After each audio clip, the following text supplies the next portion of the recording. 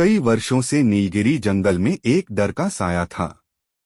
यह डर था भूखे सांप कालसर्प का, जो हमेशा छोटे छोटे जानवरों और पंछियों के अंडों को निगल जाता था। जंगल के सभी पक्षी इस भयावह सर्प से डरते थे।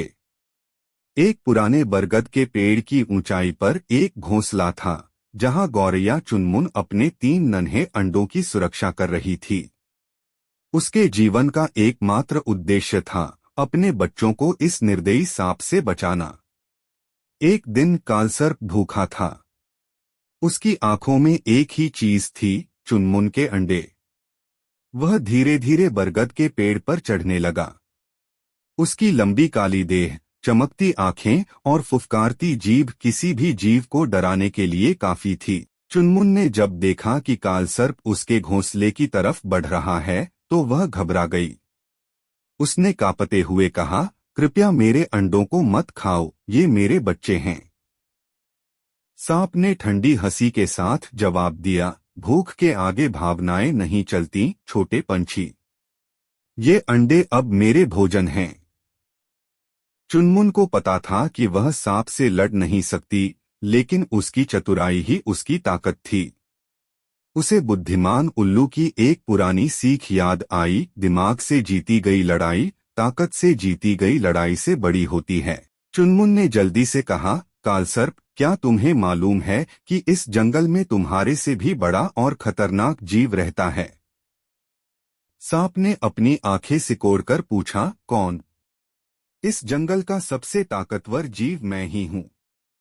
चुनमुन ने कहा, क्या तुमने उस रहस्यमय स्वर्णमणि के बारे में सुना है, जो बरगद के पेड़ के नीचे दबी है? अगर तुम इसे हासिल कर लो तो तुम्हें कभी भूख नहीं लगेगी। यह मणि तुम्हें अमर बना देगी। सांप को यह सुनकर लालच आ गया। उसने सोचा, अगर मुझे यह मणि मिल जाए तो मैं जंगल का सबसे शक्तिशाली जीव बन जाऊंगा। चुनमुन ने सांप को बताया कि वह पुराने तालाब के पास एक गुफा में जा सकता है, जहां इस मणि को ढूंढने का रहस्य छिपा है। बिना समय गवाए कालसर्प तुरंत वहां पहुंच गया। गुफा के अंदर अंधेरा था। जैसे ही सांप ने अंदर जाने की कोशिश की, अचानक एक विशालकाय बाज गरुड़राज वहां आ गया। गरुड़राज को सांपों से घृणा थी। उसने बिना देरी किए कालसर्प को अपनी तेज चोंच से पकड़ लिया और जंगल के बाहर कहीं दूर ले जाकर छोड़ दिया। चुनमुन ने चैन की सांस ली। उसकी चालाकी ने उसके अंडों को बचा लिया। कुछ दिनों बाद उन अंडों से 3 प्यारे चूजे निकले।